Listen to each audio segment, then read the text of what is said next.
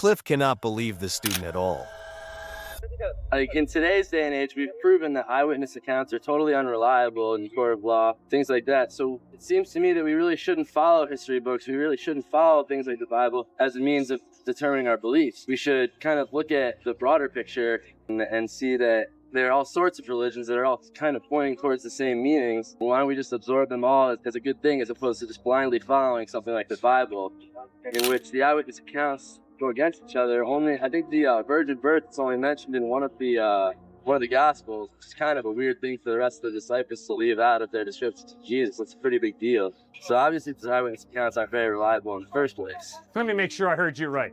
Did you just say an eyewitness account is not accepted in a court of law? They're very unreliable. People who see someone murder someone that they love, or see something like that, are very likely to say that they think this is the right person, they think this is the person that did it, just because they want it to be solved. Sir, you could be put to death based on eyewitness testimony.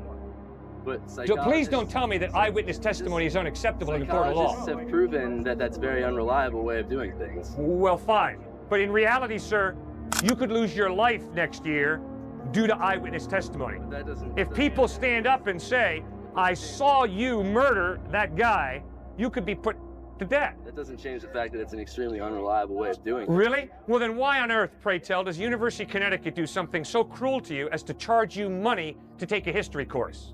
If history is such a bunch of bunk, why would the University of Connecticut have the audacity to charge you your good hard-earned money to study history? You gotta do it. Huh.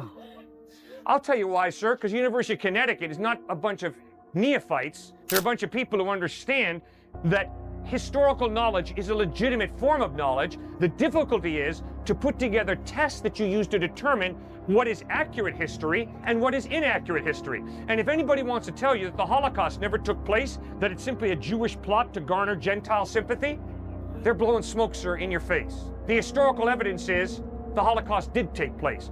Nobody's ever tried to tell me that, though. Good, because the historical evidence is the Holocaust and slavery did take place. I think it's a little different to compare the Holocaust, in which like hundreds of thousands of people were murdered, to a situation like Jesus, where it's one person.